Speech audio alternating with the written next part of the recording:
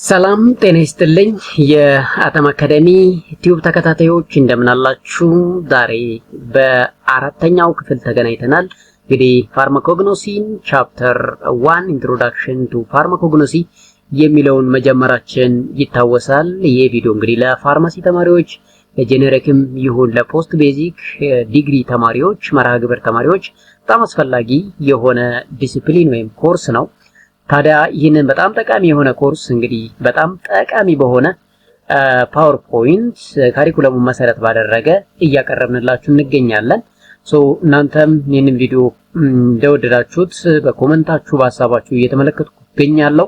ታዲያ እናንተ የወደዳችሁትና የቀመሳችሁትን ሌሎች ተማሪዎችን ማግኘት ስላለባቸው ቪዲዮ ላይክ፣ ቻናሉን ሰብስክራይብ በማድረግ ሌሎች ጋር እንዲደርስ ቪዲዮ ሼር ማድረግ ከናንተ የሚጠበቀው በጣም ትንሹ ነገር ነው። ስለዚህ እኔ ጊዜ ወስጄ ቪዲዮ ኤዲት አድርጌ ፓወርፖይንት ተዘጋጅቼ እናንተ ቪዲዮ ሰራ፣ እናንተ ደግሞ በጣም ቀላሉን ነገር ላይክ፣ ሼር፣ ሰብስክራይብ ማድረግ ካቃታችሁ አስቸጋሪ ነው፣ ንፉግነት ነው። በልቶ ማመስገን ባህላችን ስለሆነ ቪዲዮውን ላይክ፣ ቻናሉ ሰብስክራይብ ይደረግ ለማለት ነው። ስለዚህ ዛሬ በአራተኛው ፓርት እንግዲህ ስቴፕስ ኢን ሳይንቲፊክ አናሊሲስ ኦፍ ድራግ ፍሮም ናቹራል ሶርስስ የሚለውን ቪዲዮ እናያለን። ይሄ መጨረሻው የቻፕተር 1 ነው ማለት ነው። ቀጣይ ወደ ቻፕተር 2 ነው የምንገባው።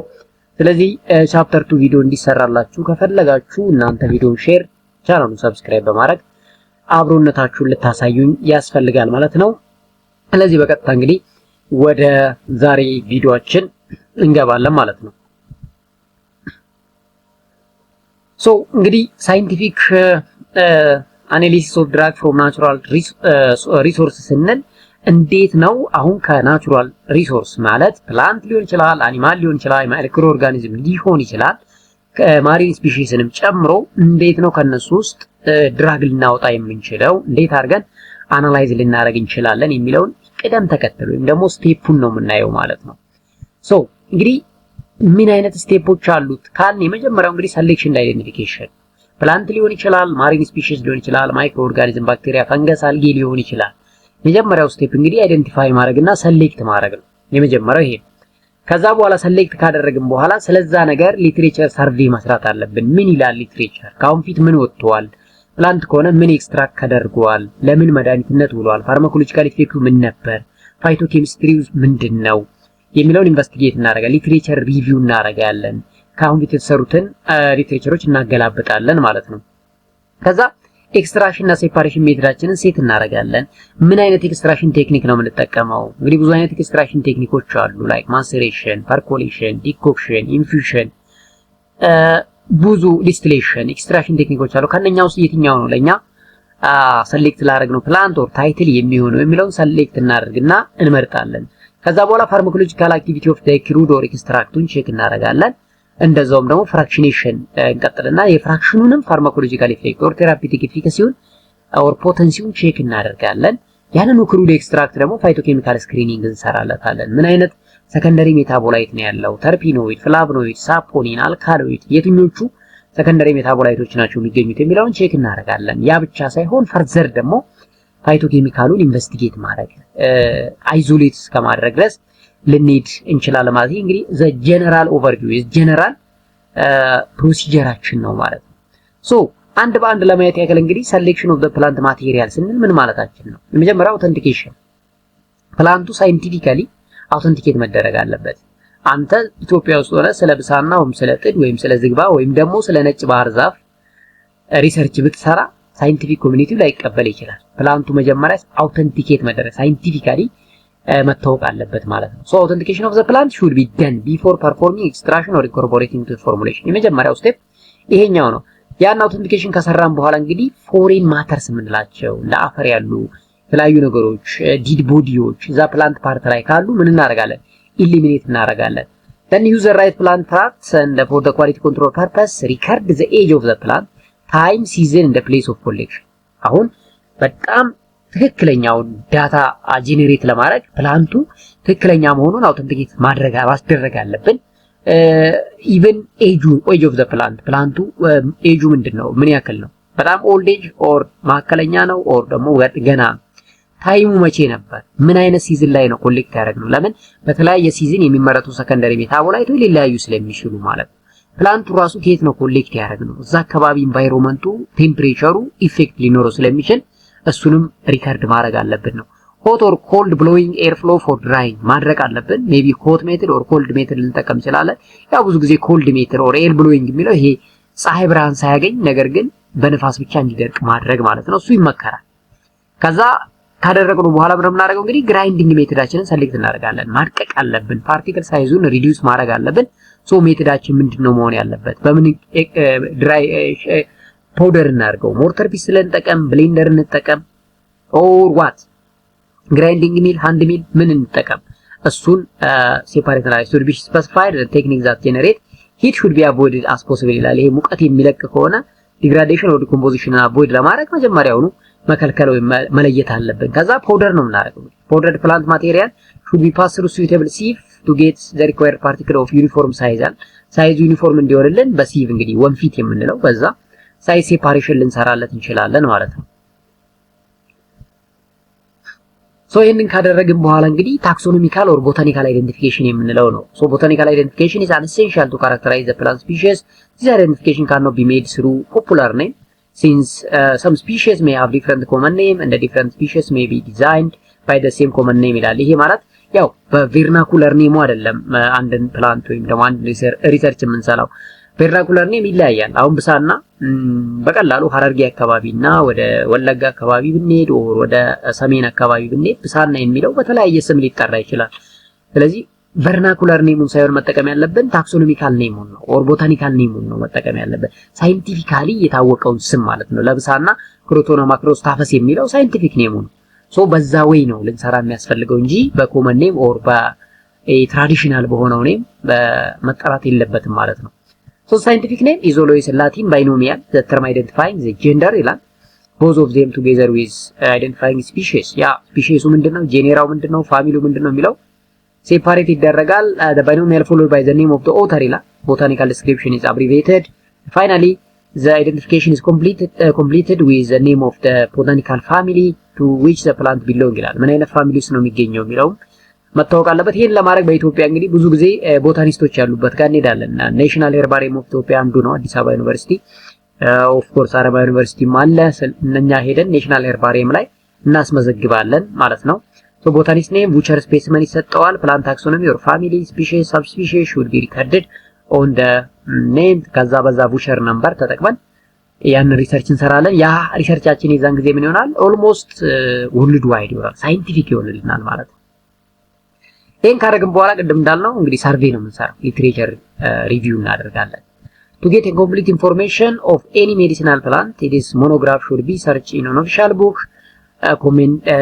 ያዘ ስኮድ ኮምፔንዲየም herbal pharmacopoeia book of medicinal plant ነኝ ላይ ሄደን እናደርጋለን።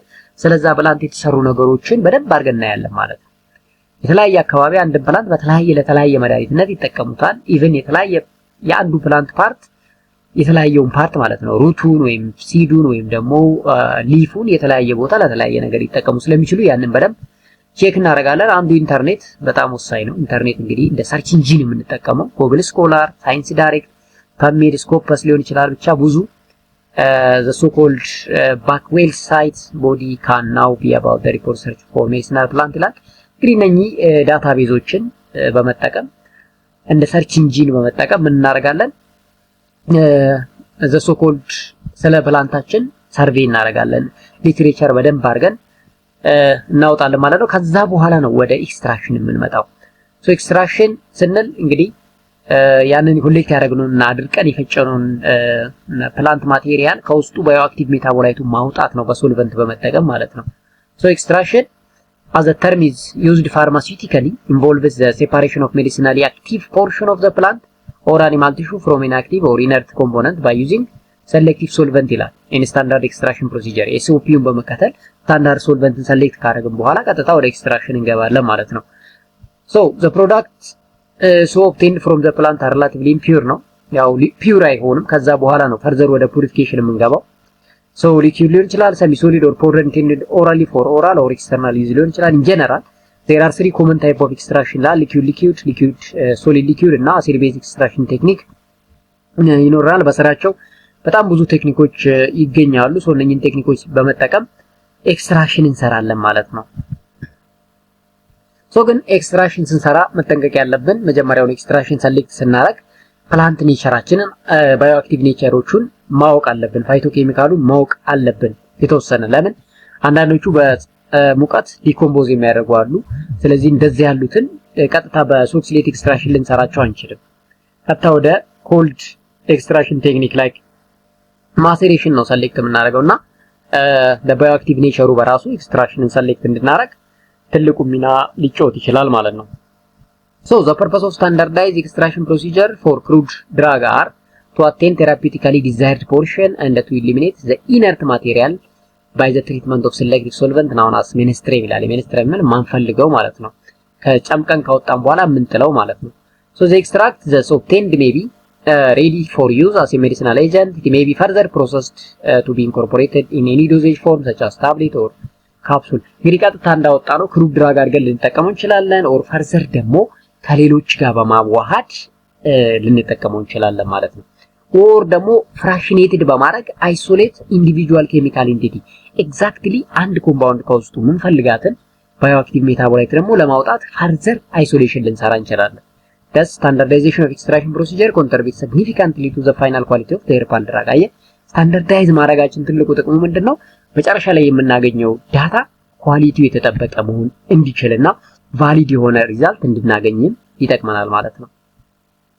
ሶ ምን አይነት ኤክስትራክሽን ቴክኒክ አለ? እንግዲህ የመጀመሪያው ማሴሬሽን። በቀላሉ ማሴሬሽን ማለት መዘፍዘፍ ማለት ነው።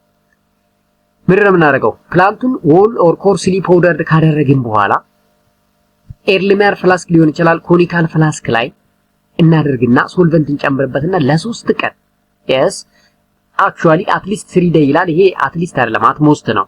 at least 1 day 24 hours ወይም ደግሞ 72 hours ነው አርገን በሶልቨንቱ ሰብስበን ኦኬሽናሊ ሼክ በማድረግ yes እዚህ ጋር አጂቴሽን ኦር ሼክ ይላል።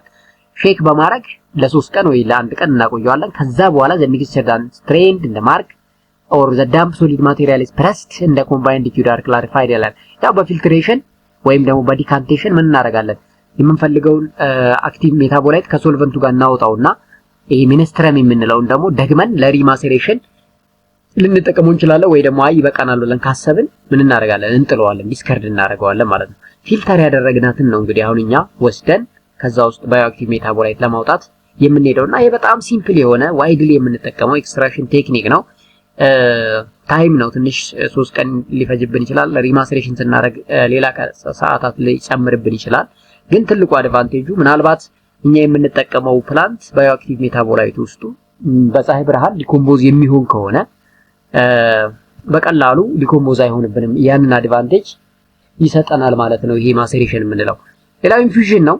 ፍሬሽ ኢንፊውዥን አር ፕሪፔርድ ባይ ማሴሬቲንግ ዘ ክሩድ ድራግ ፎር ኤ ሾርት ፔሪድ ኦፍ ታይም ኢን ዊዝ ኮልድ ኦር ቦይሊንግ ዋተር ነው። ይሄ እንግዲህ ቀዝቃዛ ውሃ ውስጥ ወይም ደግሞ የሞቀ ውሃ ውስጥ ለአጭር ሰዓት መዘፍዘፍ ነው ኢንፊውዥን ማለት። these are dilute solution of readily soluble constituent of crude drug and infusion find its application in tea preparation and consumption ይላል። ያው እንግዲህ ቤታችን ሻይ ስናፈላ ኢንፉዥንን ነው የምንጠቀመው። እንደምታውቁት ሻይ ቅጠልን የሆነ ማጥለያ እናደርግና የሞቀ ውሃ እንጨምርበታለን፣ ከዛ እንጠጣለን። ልክ እንደዛው ባህላዊ ሐኪም የምንላቸውም እንደዛ ሲያደርጉ እናያለን፣ የሞቀ ውሃ ውስጥ በማድረግ ማለት ነውና ሶ ላይክ ሳይኮ ፊዚካል አስቴኒያም፣ ዲያሪያ፣ ብሮንቻይተስ፣ አስማ የምንላቸውም ትሪት ለማድረግ ኢንፊውዥንን እንደ አንድ ሜካኒዝም ሲጠቀሙ ይታያል። ይሄንኑ ቴክኒክ ወደ ላብ በማስገባት ለኤክስትራክሽን ቴክኒክ ልንጠቀመው እንችላለን ነው። ሌላው ዳይጀሽን ነው። it is a form of maceration in which gentle heat is used during the process of extraction። ይሄ ሙቀት ይጠቀማል። ማሴሬሽን ጋር የሚቀራረበው ነገር ግን በደንብ ማሞቅ አለው ማለት ነው። used when moderately elevated temperature is not objectionable. the most used temperature are ከ35 እስከ 40 በሆነ አንዳንዴ ደግሞ እስከ 50 ግን ከ50 ባልበለጠ ቴምፕሬቸር ውስጥ ልናሞቅና ባዮአክቲቭ ሜታቦላይቱን ልናወጣ እንችላለን። the solvent efficiency of the ministrum is sharply increased and this process used for the herbal material or plant parts that are poorly soluble substance or polyphenolic compound። ብዙ ጊዜ ፖሊፌኖሊክ የምንላቸውን ፎር ዲያቤት ሜሊተስ ለምሳሌ የሚያገለግሉትን ከሄርባል ፕላንት ላይ ለማውጣት ዲኮክሽን ቤስት ቴክኒካችን ነው ማለት ነው። ስለዚህ based on the nature of the plant or based on the nature of the active metabolite የምንመርጠው የኤክስትራክሽን ቴክኒክም ልክ እንደዛው ይወሰናል ማለት ነው። ሶ ኤክስትራክሽን ቴክኒኩን ስንወስን ከኛ ዓላማ ጋር መሄድ አለበት ነው። እንግዲህ ሌላው ያው ዲኮክሽን ነው። ዲኮክሽን የምንለው ደግሞ in this process crude drug or hard part is boiled in the specified volume of water ይላል ለ15 ወይ ለ60 hard part of the plant። አንዳንዴ ስራስሮች ለምሳሌ ቅርፊቶች በጣም ጠንካራ የሆኑ የፕላንት ፓርቶች በቀላሉ ባዮአክቲቭ ሜታቦላይታቸውን ከውስጣቸው አይለቁምና እንደዚህ ያሉ ፓርቶችን እንግዲህ ከ15 እስከ 60 ወይም እስከ 1 ሰዓት ድረስ ልናፈላቸው እንችላለን ማለት ነው ኤክስትራክት ለማድረግ። so this procedure is suitable for extracting water soluble heat stable constituent hard plant material commonly resulting in more oily soluble compound than maceration ይላል። ያው water soluble የሆኑ stable በሂት ደግሞ በቀላሉ ዲኮምፖዝ ሊሆኑ የማይችሉ የፕላንት ፓርቶችን ሃርድ ፓርት የምንላቸው ቅድም እንዳልነው በጣም ጠንካራ የሆኑ የፕላንት ፓርቶች በተለይ ስራ ስር ቅርፊት ስቲም የምንላቸው እንደዚህ ያሉ ባርክ የምንላቸውን በዚህኛው ኤክስትራክሽን ቴክኒክ ኤክስትራክት ልናደርግ እንችላለን ማለት ነው። ሶ ይሄም ሌላው እንግዲህ ኤክስትራክሽን ቴክኒካችን ነው ማለት ነው። እና ብዙ አይነት ኤክስትራክሽን ቴክኒኮች ይኖሩናል። እነኛ ቤዝድ ኦን ዘ ፕላንት ፓርት ቤዝድ ኦን ዘ አክቲቭ ኮንስቲትዩንት ኢን ዳት ፕላንት ይለያያሉ ማለት ነው። percolation this is mostly used in preparation of tincture and fluid extract. so percolator or a narrow cone shaped vessel open at the bottom of the end is generally used ያው percolator በመጠቀም ነው ኤክስትራክሽን የምናደርገው። so in preparation of tincture and fluid extract ይሄ በጣም ወሳኝ የምንለው ቴክኒክ ነው። the solid ingredient are moistened with an appropriate amount of specified menstruum allowed to stand for approximately 4 hours ይላል well closed container after which the mass is packed and the top of the percolator is closed ይላል። እንግዲህ ለረጅም ጊዜ ማስቀመጥ አለብን ማለት ነው። ኦልሞስት ከሰራን ወይ ደግሞ ኤክስትራክት ካደረግን በኋላ ማለት ነው። ሶ በደንብ ዲካንት አድርጎ ሜንስትረሙና የምንፈልገው አፕሮፕሪየት አክቲቭ ኢንግሪዲየንቱ መለየት መቻል ይኖርበታል ማለት ነው። ይሄም አንዱ እንግዲህ ኤክስትራክሽን ቴክኒካችን ነው። so the additional menstruum is added to form a shallow layer above the mass and the mixture is allowed to macerate in the closed percolator for 24 hours for 1 day ማለት ነው። the outlet of the percolator then opened and the liquid contained therein is allowed to be slowly ይላል። ቀስ በቀስ ከውስጡ አንተባጥሞ እንዲያልቅና እንዲወጣ የሚደረግበት ቴክኒክ ነው ማለት ነው። ይሄ the so-called percolation የምንለው again the additional menstruum is added as required until the percolator measure about 3/4 of the required volume of what the finished product mark ወይም ደግሞ የሚቀረው ምንለው ከስል የሚቀረው ዝቃጩ ማለት ነው።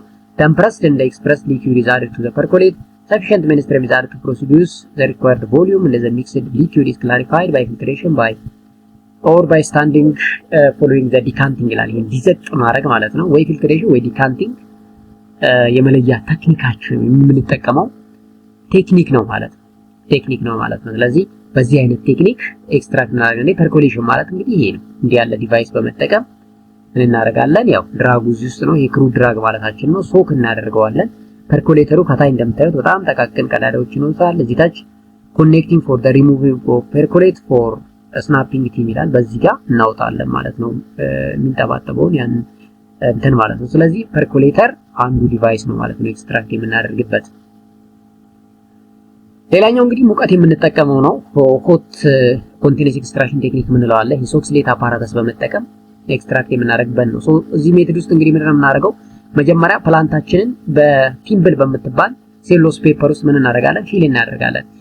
አድርቀናል፣ ሳይዙን ሪዲዩስ አድርገናል። ከዛ በኋላ ቲምብል ውስጥ እናስቀምጠውና ያ ቲምብል ሴሉሎስ ፔፐር ነው። ሴሉሎስ ፔፐሩ ሶክስሌት ቻምበር ውስጥ ይቀመጣል ማለት ነው። ሶክስሌት ቻምበር ውስጥ ካስቀመጥን በኋላ ኤክስትራክቲንግ ሶልቨንት በፍላስክ እናስቀምጥና እንዲሞቅ እናደርገዋለን። ከላይ ኮንደንሰር አለ፣ በኮንደንሰር ውስጥ ደግሞ ውሃ አለ። ሶ ልክ ከስር ሶልቨንቱ ሲፈላ ወደ ላይ ይወጣል ፔፐር ሆኖ፣ ላይ ሲደርስ ኮንደንሰር አለ። ያ ኮንደንሰር ደግሞ ወደ ታች ይመልሰዋል። በቀጥታ ቲምብሉ ሲደርስ ሳምፕሉን ያገኝና ከዛ ውስጥ ኢሉት እያደረገ እያጠበ ያወርድልናል ማለት ነው። እንዴት ሶክስሌት ይሰራል የሚለውን ቪዲዮ በአማርኛ በደንብ አድርጌ ሰርቼላችኋለሁ። እሱን ብታዩት በጣም ጥሩ ነው። እዚህ ቻናላችን ላይ ቪዲዮስ ገብታችሁ ፈልጉት። ስለዚህ ይሄ ነው ሴታፑ። እዚህ ጋር ኮንደንሰር አለ፣ በዚህኛው ጋር ውሃ ይገባል፣ በዚህኛው ጋር ይሄ ውሃ ይወጣል ማለት ነው። በዚህ ገብቶ በዚህ የሚወጣው ውሃ ወደ ታች አይገባም። እዚህ ታች ሳምፕላችን በቲምፕል ነች። እዚህ ጋር ከስር እዚህ ጋር ሶልቨንት አለ፣ ሙቀት ከዚህ እንለቃለን ማለት ነው። እየሞቀ ወደ ላይ ሲሄድ ሶልቨንቱ ቬፐር ሆኖ ወደ ላይ ይወጣል። እዚህ ሲደርስ ግን ውሃ ስላለ ኮንደንሴሽን ይካሄድና ያ ወደ ታች ይመለስና ቲምፕል ውስጥ ይገባል። ቲምፕል ውስጥ ሲገባ ምን ይሆናል? ሳምፕል እና ቲምፕል ይገናኛሉ ማለት ነው። ከዛ ኢሉት እያደረገ እያጠበ ጠርጎ ወደታች ያወጣዋል። በመጨረሻ ላይ እዚህ ጋር የነበረው ሳምፕል የት ነው የምናገኘው? እዚህ ታች ነው ማለት ነው። ይሄን ቪዲዮ በደንብ እዩት እስኪ። እየሰራው እየነካካው ያሳየሁት ቪዲዮ አለ በአማርኛ እዚህ ቻናል ላይ። ያላገኛችሁት በቴሌግራም አናግሩኝና ልክላችኋለሁ። እዛ ላይ ስታዩት በደንብ ክሊር ስለሚሆን ነው። ያ እንዲህ ነው በቃ። እቺ ቴምፕሏ ነች ነጭዋች ሴሎስ ፔፐር ያልኳችሁ ማለት ነው። እዚህ ውስጥ ነው እንግዲህ ሳምፕላችሁ የሚቀመጠው። ቅጠልም ሊሆን ይችላል፣ ፍሬም ሊሆን ይችላል። ከተወቀጠ በኋላ እዚህ ውስጥ ይቀመጣል። ሶልቨንቱ እዚህ ነው። ስለዚህ ሶልቨንትና ሳምፕል ምንም አሁን ንክኪ የላቸውም። ግን ይሄኛው ሂት ባዙ ነው፣ ይሞቃል። ሙቀት ስለሚሰጠው ይሄ ሶልቨንት ይፈላና ወደ ላይ ይወጣል። እዚህ ሲደርስ በዚህ ውስጥ ውሃ ነው እየዞረ ያለው። ውሃው ደግሞ ምን ያደርገዋል? ኮንደንስ አድርጎ ወደ ታች እንዲመለስ። መጀመሪያ ቬፐር ነው እዚህ ጋር ሊኩዊድ የነበረው ወደ ቬፐር ይቀየራል። ቬፐሩ ተመልሶ ወደ ሊኩዊድ ይቀየርና እዚህ ውስጥ ይገናኛል ከሳምፕሉ ጋር ነው። ከዛ እያጠበ ወደ ታች ያወርደዋል ነው። ይሄ በእንግዲህ በጣም አጭር ሰዓት ነው የሚፈጀው። 3 ሰዓት 4 ሰዓት ቢበዛ 5 ሰዓት ውስጥ ኤክስትራክሽኑን ልንጨርስ እንችላለን። በሰዓታት ነው። ያኛው ግን ማሴሬሽን በቀናት ነውና ልዩነት አላቸው ማለት ነው። የኛው በጣም ኢኮኖሚካል ነው in terms of time. So the advantage of this method is large amount of sample can be extracted with much smaller quantity of solvent and solvent ይቆጥብልናል። this tremendous economy in time, energy and financial input አያችሁ፣ ታይሙን ይቀንስልናል፣ ኤነርጂ ይቀንስልናል፣ even financial input of solventንም ይቀንስልናል። small scale is employed by the batch process only but become much more economical and viable when converted into the continuous extraction procedure on the medium or large scale ይላል። ብዙ ጊዜ ይሄኛው እንግዲህ የተሻለው ነው። ግን አንድ ዲስአድቫንቴጅ ምንድነው? ምናልባት እኛ የምንጠቀመው የፕላንት ፓርት አክቲቭ ኮንስቲትዩዌንቱ በሂት ዲኮምፖዝ የሚሆን ከሆነ በቀላሉ ዲኮምፖዝ ሊያደርግብን ስለሚችል አስቸጋሪ ያደርግብናል ማለት ነው ኤክስትራክሽናችንን። ሌላው ፓራሜትር ፎር ሰሌክቲንግ አፕሮፕሪየት ኤክስትራክሽን ሜተድ ነው። እንግዲህ ኤክስትራክሽን ሜተዳችንን ሰሌክት ለማድረግ ምን አይነት ፓራሜትሮች ነው ልናይ የሚያስፈልገው? ላይ የመጀመሪያው ኔቸር ኦፍ ኮንስቲትዩዌንት ነው። ቅድም እንዳልኳችሁ ምን አይነት ቴራፒውቲክ ቫልዩ ነው ከኛ ፕላንት ላይ ወይ ደግሞ አኒማል ላይ ልናወጣ የፈለግነው። ምናልባት ነን ፖላር ኮንስቲትዩዌንት ከሆነ እኛ የምንፈልገው የግድ የምንመርጠው ሶልቨንት ነን ፖላር መሆን አለበት። ላይክ ዲዞልቭ ላይክ ፕሪንሲፕል እዚህ በደንብ ይሰራል ማለት ነው። ስለዚህ እነማን ናቸው ነን ፖላር የሚባሉት ካላችሁ ኤንኤክሲኤን ፔትሮሊየም ኢተር የምንላቸው ናቸው። ለምሳሌ ሉፒዮል ኢዝ አን አክቲቭ ኮንስቲትዩዌንት ኦፍ ካርታቫ ኑርቫላ ይላል። ይሄ ሳይንቲፊክ ኔም ነው። አሁን ይሄ ሉፒዮል ነን ፖላር ከሆነ ከማለ ማለት ነው።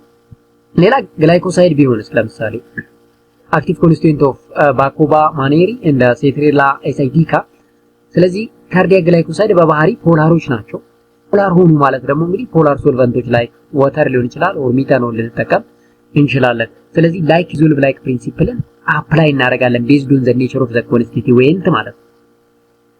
ሌላው ሂት ሴንሲቲቪቲ ነው። እንግዲህ ቴርሞሌቫይል ነው ቴርሞስታብል የሚለው መለየት አለብን። ቴርሞሌቫይል ነው ካል በቀጥታ በሂት ዲኮምፖዝ ይሆናል።